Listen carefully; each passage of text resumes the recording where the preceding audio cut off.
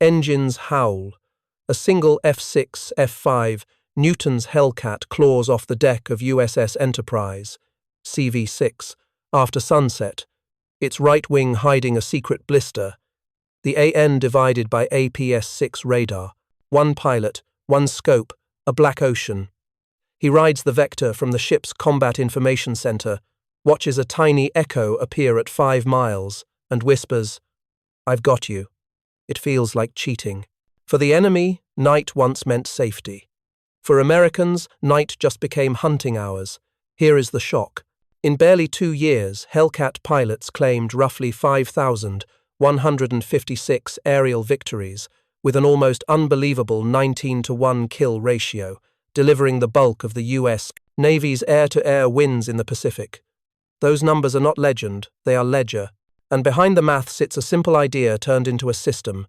Put radar into a single-seat carrier fighter, train kids to use it, and make the fleet fight 24 hours a day. Darkness is no longer neutral. It is American. The human heartbeat in this machine is a two-year-old with grease under his nails and Michigan dirt still in his shoes. He checks fuel, toggles guns, and tapes a photo of home to the hood over his scope. The AN, divided by APS-6, shows range and bearing on a tidy display. He flies the blip until faint blue exhaust appears ahead, just like the briefings said. He squeezes the trigger and watches a torpedo bomber fall away, black on black, until the ocean flashes orange. Across the water, Japanese crews are confused. Their doctrine said come low at night, under the radar, and strike the carriers that ruled their days. Now their safe hour is killing them. They never see the hunter that finds them in total darkness and slides into firing range without moonlight or flares. Somewhere on that enemy plane, a navigator wonders how anyone could see in the dark over open ocean. He never learns the word APS-6. The bridge between miracle and inevitability is American teamwork. The carrier's CIC detects and vectors. The Hellcat searches and intercepts alone. The deck crews turn the airplane fast. The factories keep them coming. This is what a free country looks like in combat. Scientists, workers, sailors, and a kid with a photograph, all pointing at the same dot on a scope. The sun will rise, but the message has landed. The United States didn't just survive the Pacific night, it conquered it. And we are only at the beginning because the story of how a wing-mounted blister changed a war is even more unbelievable than the first kill you just watched.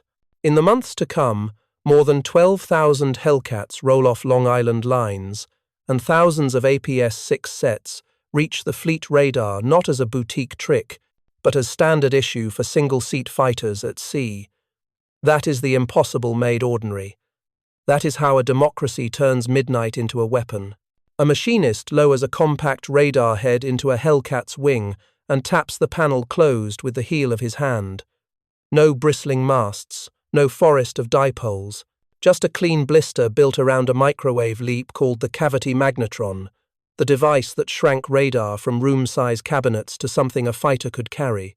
Westinghouse built the AN divided by APS-6 for salt water and darkness, and the US Navy put it where no one expected on a single-seat carrier fighter. The set speaks a simple language any pilot can learn. Range ticks down. Bearing steadies. Target brightens. A spiral search becomes a straight-line intercept, even in cloud or rain. The scope is small, the truth enormous. One person can now find and finish a contact at sea without a wingman to do the seeing. You can feel the doctrine changing in real time, like a ship coming to heading. Numbers make the point harder than adjectives. The Navy ordered 3,129 APS-6 sets, and by the 1st of August 1945, had taken delivery of 2,161 at a unit cost of $10,938, about $24 million of night vision for the fleet. This is how a free people fight a long war. Invest in the thing that saves lives and wins battles.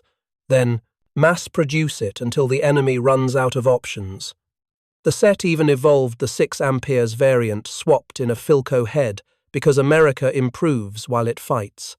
Across the ocean, a German night fighter remembers antenna farms that slowed his Bf 110 and Ju-88.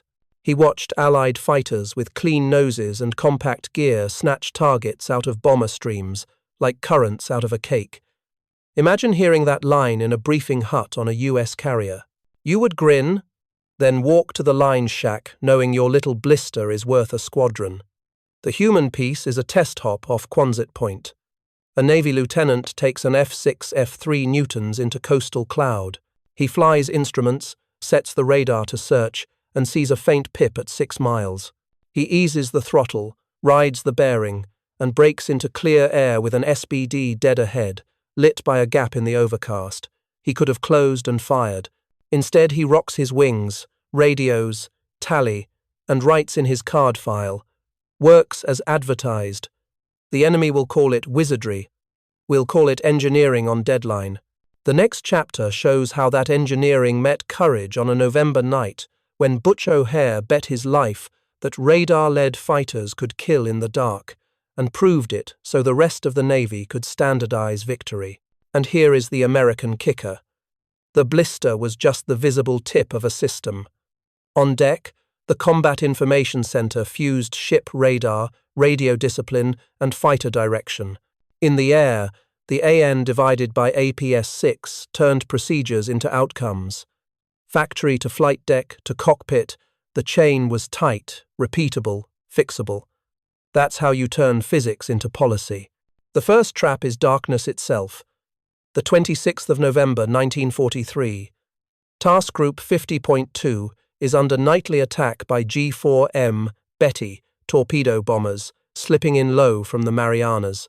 Lieutenant Commander Edward Butch O'Hare, already a national hero, steps into a new kind of fight. His plan is a gamble. Launch a radar-equipped TBF Avenger to sniff out attackers, bring 2 F-6, F-3 Hellcats into visual range, close enough to see the blue exhaust flames and finish them. Off USS Enterprise, they call it a bat team. Here is the problem no one had solved. Can you guide fast fighters in the blind without losing them to friendly fire or confusion? Carrier decks pitch. Night vision tricks the eye. Radios crackle. And the Japanese are coming in at mast height, where one mistake means a black splash and a name read softly in the morning. O'Hare takes it anyway, shoulder to shoulder with pilots like Ensign Warren Scon and TBF leader Phil Phillips. The Avenger's radar will be the seeing eye, the Hellcats will be the claws. The team launches into a sky without horizon. The ship's fighter director officer pushes vectors. The Avenger locks a contact. O'Hare and Scon tuck in behind, trusting a big torpedo bomber to tow them through the dark like a guide dog pulling a sprinting athlete. They close to pistol range and the silhouettes bloom ahead. Betty's coming in hungry and low. Guns chatter. The raid breaks up. O'Hare does not return. Somewhere out there, amid tracer and confusion, he vanishes. That is the part we must say aloud, because courage costs. But the tactic lives. Within weeks, the Navy refines the concept, and within months, single-seat Hellcats with their own AN divided by APS-6 sets take the hunt to sea without a radar guide. A desperate hack turns into doctrine, because Americans do not leave good ideas on the test bench. The human truth is in the way the deck crew lowers their heads when the word spreads. Then they get back to work. They chalk new procedures on a board. Frequencies, altitudes, merge calls, no, fire zones. They run drills. They brief again. They make sure the next kid who launches after dark has better odds than the last. Grief becomes process becomes power. The enemy's shock is immediate. The safe window is gone. Night is no longer a cloak. It's a corridor with a Hellcat at the end of it. And the bridge to the future is simple and hard. Take O'Hare's proof, bolt radar into the fighter, and repeat until the Pacific runs out of targets. The question that started the sortie, can darkness be turned from danger into advantage, was answered over black water in the affirmative. The price was a legend. The payoff was a fleet that would never again surrender the hours after sunset. The purchase order reads like a battle plan. AN, divided by APS-6 radar sets, 3,129 ordered, 2,160, one delivered by the 1st of August 1945. Unit cost $10,938. Value delivered $23,632,696. Boxes stack on wooden pallets, stenciled Westinghouse and U.S. Navy. Forklifts hum. In Long Island's iron works, Grumman bolts another Hellcat together, while a Rosie in Pittsburgh runs a night shift that keeps the radar line fed. This is how a nation mass produces the dark. The miracle is not a single gadget. It is a system that makes miracles ordinary. On the carrier, the Combat Information Center fuses radar plots and vectors, fighters. In the air, the Hellcats blister does what room-sized sets did 2 years before. On the ground, maintenance sailors swap black boxes in minutes because engineers designed them to be swapped. You can almost hear the click as America's machine locks into place, science, industry, doctrine, logistics all pushing in one direction, and it scales faster than fear.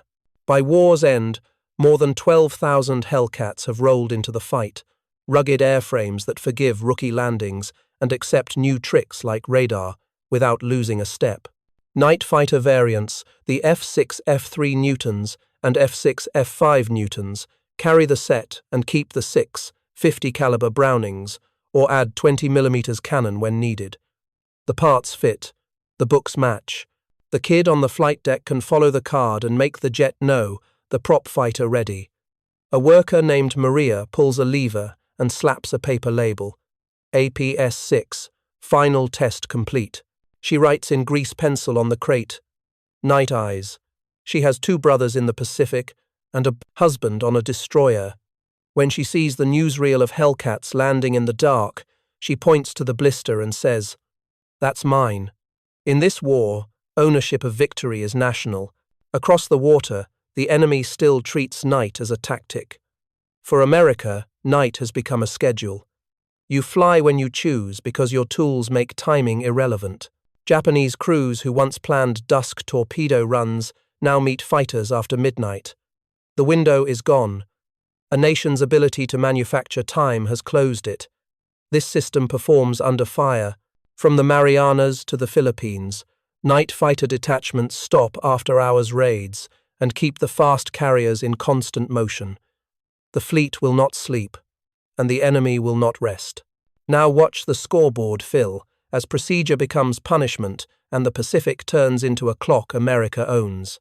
In June 1944, during the fight for the Marianas, Enterprise carried VF-N-76, a night squadron that chased off after-dark intruders when the day's turkey shoot was done. Controllers in CIC handed vectors, pilots rode scopes, raiders broke contact. That rhythm detect, direct, destroy played out across the task force, night after night. It was not glamorous, it was decisive. The enemy learned that American factories had minted a new kind of curfew. Picture a steel city that never sleeps. That is a U.S. fast carrier in 1944. By day, Hellcats shred enemy raids and clear the skies for strikes on Saipan and Tinian. By night, the same deck launches F-6, F-39s, and 5-9s with radar blisters glowing faintly under red lamps. The system hums. Radar picks up a glow. CIC speaks a vector, a pilot reads a scope, and somewhere out there a raider realizes the dark has turned against him. On USS Enterprise, Night Fighter Squadron VF-N-76 becomes the fleet's after-hours bouncer. During the Marianas fights, when Admiral Ozawa's force tries to probe after dark, the night squadron chases intruders off the task force. It is the quiet kind of victory, the kind with no headlines and no parades, because the best night defense looks like nothing happening at all. The measure is absence. No torpedo wakes snaking toward flat tops, no sudden blossoms of flame in the midnight spray, no alarms that yank. The human heartbeat of this industrial ballet sits in a dim room deep in the ship. An ensign from Kansas runs a plotting board with grease pencils, while a petty officer watches the A-scope pulse. Vector 130, Angels 5. The controller says into a headset, voice steady despite the pitch.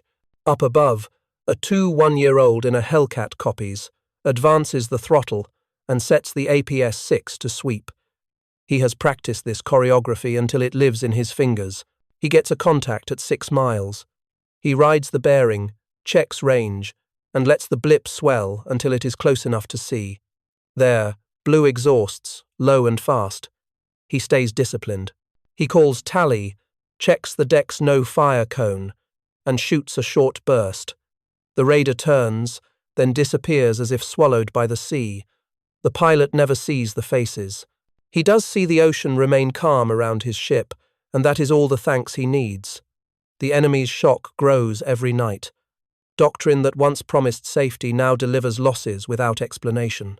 Somewhere in a Quonset hut on an island airfield, a Japanese staff officer draws new arrows on a map and wonders why the casualties rise after dark. He is fighting physics, radios, training, production, and will an American pile-on that no plan can erase. The bridge to hard proof is the chalkboard on Enterprise the next morning. Another hash mark. Another empty ocean where an attack should have been. Multiply that by a task force and then by months, and you get a result that sounds impossible until you see it written down. Numbers speak with a cold, American clarity. The F-6F Hellcat flew roughly 66,000 combat sorties for Navy and Marine pilots and claimed about 5,156 aerial victories in the Pacific at a recorded cost of about 270. Hellcats lost in air-to-air combat. That is a 19-to-1 kill ratio. It is not boast, it is math. It is also policy you can touch. A fighter designed to forgive. A radar set that lets a kid find his enemy alone. A carrier doctrine that turns midnight into a schedule. Skeptics ask if the legend is just lore. The chalk lines answer them. In 2 furious years, Hellcats delivered roughly 3/4 of US Navy air-to-air victories. During the same stretch, American factories built more than 12,000 of them. 12,275 by war's end, because a free economy can surge in ways command economies cannot. When the Navy asked for a night fighter variant, industry didn't blink. It bolted APS-6 into the right wing, kept the 6, 50 seconds, and sent the airplane to sea. Statistics carry faces. A pilot who made it home because radar cut his search time. A deck crew who slept because raiders never found the formation. A destroyer sailor who watched tracers arc at a phantom and then saw nothing at all because the threat died 10 miles out. Put those micro-victories on a board and you get the macro truth. American ingenuity multiplied by American production creates margins no opponent can erase at the point of contact. The enemy felt that margin as confusion. Like currants out of a cake, a German night, fighter remembered, describing how Allied radar picked fighters out of the streams at 5 miles. Another line, flat and final. Pursuit after a jettison was pointless. His machines were slower, his sets bulkier, his nation hungrier.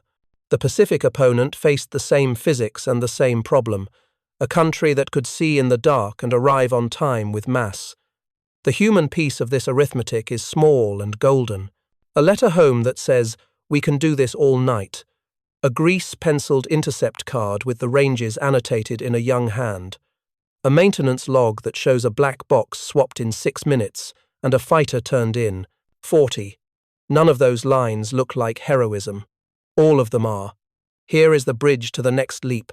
If the numbers stagger you, wait until you hear the enemy's own words about what it felt like to fight American sensors and speed. The next chapter is their confession, and our proof that resistance at night became not just difficult but futile. One more ledger line seals it. The Navy bought 3,129 APS-6 sets and had 2,160.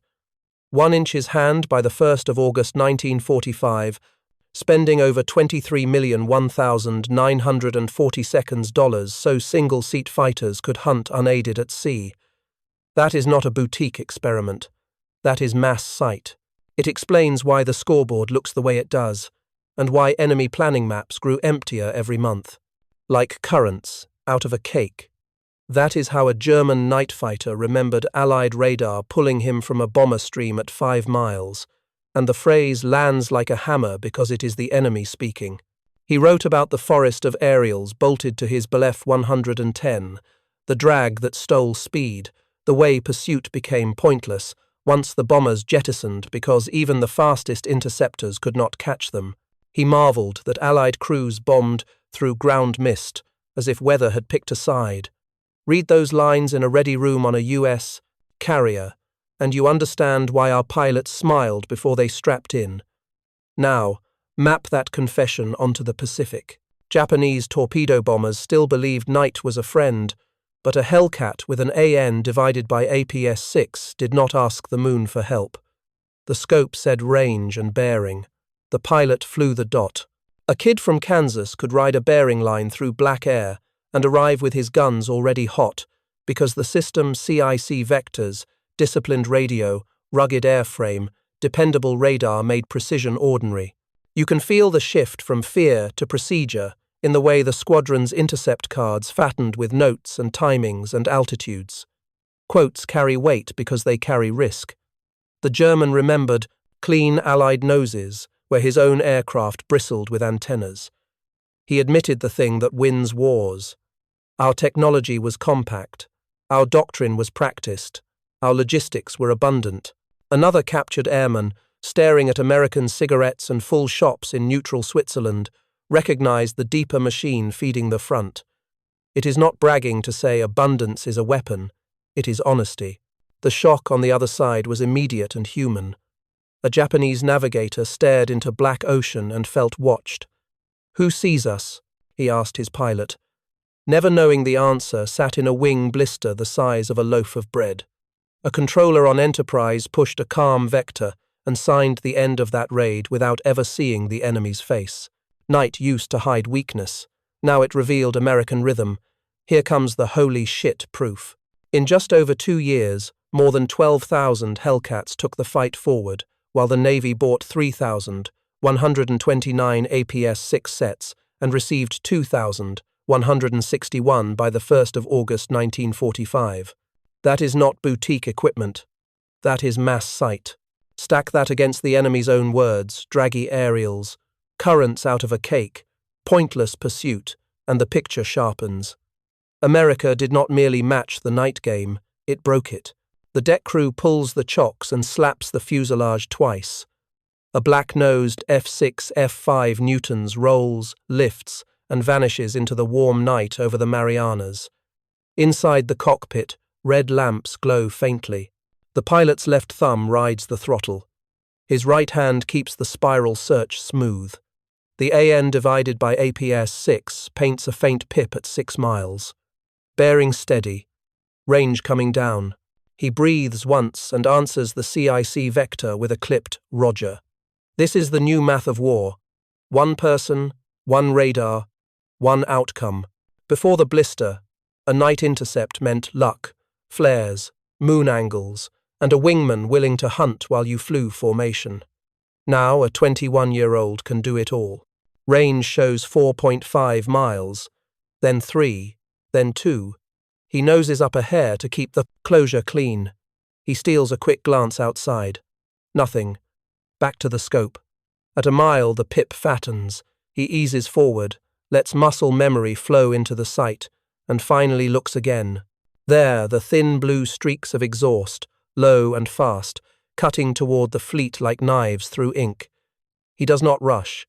He is American, trained to procedures, backed by factories that ship spare boxes in wooden crates by the 100. He calls tally, checks the deck's no fire cone, slides slightly high, and squeezes a 2-second burst. Tracers stitch the darkness. A G4M Betty dips, flames, and breaks apart. The Hellcat rocks in the slipstream, then settles. The pilot says nothing for a heartbeat. He only hears the engine and the low hiss of his oxygen. The enemy's shock is unspoken. No searchlight, no flare, no moon. A hunter appeared inside the night and left the ocean clean. In their ready rooms, Japanese crews had practiced timing and altitudes to dodge day fighters. None of that mattered now. Our pilot did not need luck.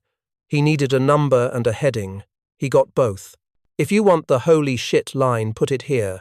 A single-seat, carrier-borne fighter hunted and killed at night with its own radar thousands of times off moving decks in the largest ocean on Earth. That sentence would have sounded like science fiction in 1942. It was standard procedure by 1944. The bridge forward is bigger than one cockpit. It is the way the Navy took a hack, the bat team, that cost Butch O'Hare his life and turned it into doctrine, then into production, then into the fleet's bedtime routine. From improvisation to institution, the steps came fast because the country moved as one machine. Now, watch that machine write policy on an ocean. The chalkboard in the ready room still has O'Hare's notes on vectors and merges, smudged by sweaty hands. The first night intercepts were a hybrid radar in a TBF Avenger, guiding two fast Hellcats, because no one had trusted a single fighter to see in the dark. Then the Navy did the most American thing possible. It tested, measured, and standardized. VF-N, squadrons formed, checklists hardened, and the AN divided by APS-6 became a card you could memorize like a hymn. Trust your scope. Then confirm. An instructor told a class of new pilots, writing the steps in block letters. A controller in CIC answered with his own creed. Vector, verify, deconflict. Deck crews learned to swap a black box in minutes. Maintenance chiefs learned to read a trouble light like a sentence. Doctrine emerged, the way bridges rise one rivet at a time until you stop noticing the span and simply cross it. The miracle turned into a schedule. The enemy felt it as silence. After dark, harassment raids dwindled, then died. A staff officer planned another low-level attack and erased it when the previous night's losses arrived without good explanations. "How do they find us out here?" a navigator asked. No one had an answer that would survive daylight. That is how you know a doctrine has matured, when it steals questions as well as planes. Two quotes frame the change and nail the truth. From a German night fighter, Allied radar could pick him from the stream like currants out of a cake, and his antennas slowed his aircraft at the worst moment. From a young American pilot writing home, "We can do this all night." One confession, one promise. Between them stands the AN, divided by APS-6, a blister you can hold in two hands that moved history by miles. Here is your holy shit step. In months, not years, the Navy went from an improvised three-ship bat team to single-seat Hellcats making solo kills over black water, then scaled that practice across the fast carrier force. The timeline alone is a marvel, but the reason behind it is better. Democracy accelerates under pressure because everyone has a job and a voice engineer, controller, line chief, pilot. The bridge into the final act is paved with receipts. If this was just a clever trick, the paperwork would be thin. It isn't. The purchase orders, the unit costs, the delivered sets, the airframe totals, every line item shouts the same message. We didn't dabble in the night. We bought it wholesale and delivered it to the flight deck. Walk the Grumman floor on Long Island and count the tailhooks. 2 years, 12,000. Hellcats, 12,000. 275 by VJ Day, rolling from jigs to test bays while the paint still smelled sweet. Add Westinghouse crates of AN divided by APS. 6 sets marked for carriers you can name in your sleep. Enterprise, Essex, Bunker Hill, Lexington. Put that river of hardware on a map and see how a democracy turns deadlines into air power. The miracle is not a number. It is that such numbers became normal. The airplane was built for forgiving and for fixing. A rookie could bounce a landing and fly again the next day because the gear was stout and the deck crews were wizards. The night fighter variants F6, F3 newtons and -5 newtons bolted the blister into the right wing and still carried 6 50 caliber Brownings, or mixed in 20mm cannon when required. A pilot strapped in and felt at home. A maintainer popped a panel and smiled because the box sat where a human hand could reach it. Keep it simple. Make it strong. was not a slogan. It was a design language. Across the ocean, the enemy tried to copy the trick in pieces. A better antenna here, a new tactic there. But pieces do not add up without the glue of industry and the rhythm of logistics. America had both. University labs fed companies. Companies fed depots. Depots fed ships. Ships fed cockpits. It reads like a children's book and fights like a thunderclap. You want the holy shit moment, so here it is. A single nation fielded a single seat, carrier-borne night fighter fleet with organic radar, then kept it flying at war tempo, while also building B-29 seconds, Liberty ships, and trucks by the 100,000. No empire in history ever did more complicated things at once and made them feel ordinary. We did. The enemy knew. A POW studying our magazines and our milkshakes in a neutral cafe understood that a country that eats well fights long, and a country that fights long writes the ending.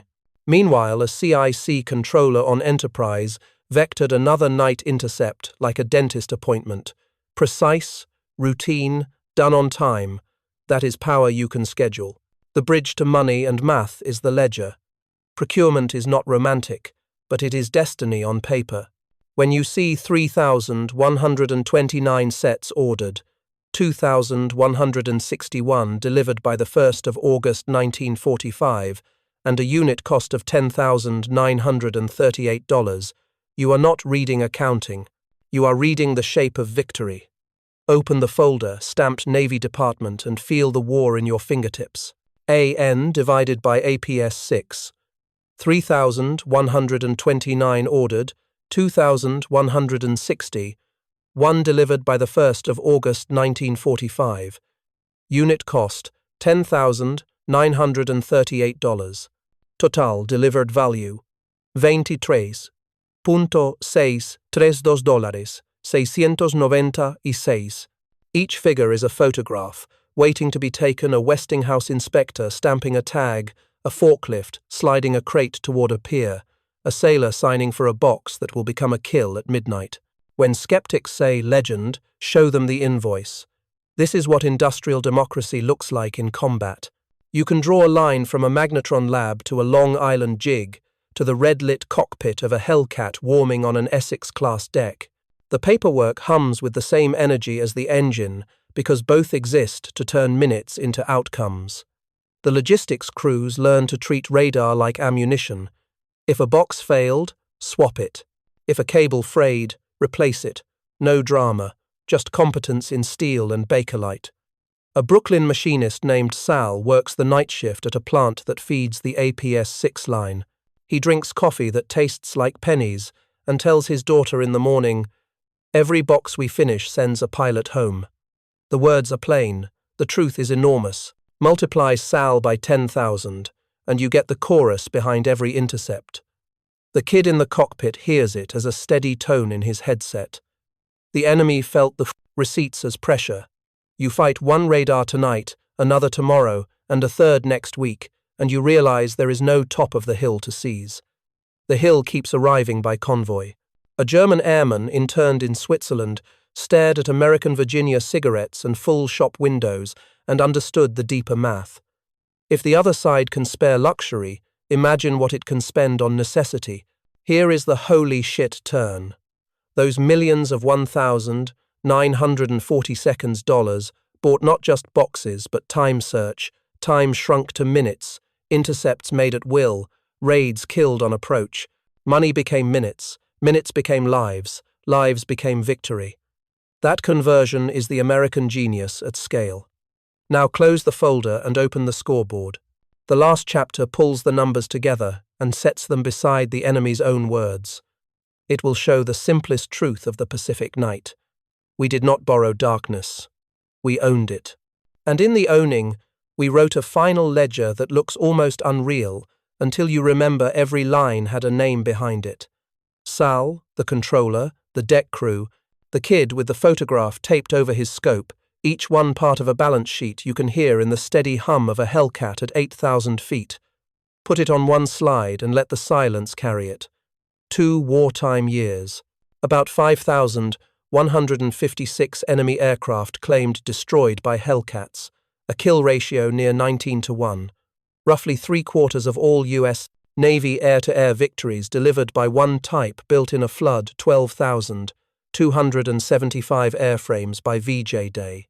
Now add the procurement line, 3,129, AN divided by APS-6 sets ordered, 2,160, one delivered by the 1st of August 1945, so a single pilot could search, intercept, and attack at sea, at night, off a moving ship.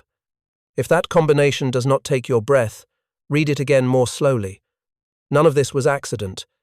It was character turned into process. We prized practical science, so we shrank radar. We prized reliability, so we built the Hellcat strong, simple, and forgiving. We prized teams, so we built the Combat Information Center and trusted 21-year-olds to run it. We prized scale, so we spent the money and filled the ships. The result was not a trick. It was a new calendar. The fleet fought by day and by night because America refused to surrender ours. The enemy said the quiet part out loud. Like currants out of a cake, wrote a German knight, fighter, admitting that Allied radar plucked him from a stream at 5 miles. He conceded his antennas, slowed him. He called pursuit pointless. A Japanese POW stared at the calm efficiency of our carriers and muttered, "We thought night was ours." Those sentences are monuments because they are carved by opponents. Now feel the human pulse under the granite. A pilot writes home, "We can do this all night." A controller draws one more line across a plotting board and pushes a vector that saves a ship he will never see. A machinist wipes his hands on a rag and stamps an acceptance card. Pass. A deck crew hauls a tire out of the way and slaps the fuselage twice. Every action is small. The sum is thunder. Here is the final, holy shit truth. America did something no other nation on earth had ever done. It put a radar into a single-seat carrier fighter, mass-produced the set and the airframe, wrote doctrine on moving ships, and enforced a curfew over an ocean. That is how a free country fights, by turning ideas into inventory, inventory into procedure, and procedure into peace. We did not just win the day, we invented the night, and when the sun finally rose over the Pacific for the last time of that war, the ships were still there. The planes were still ready, and the kids who learned to read a tiny green scope had written a chapter of American freedom that glows in the dark forever.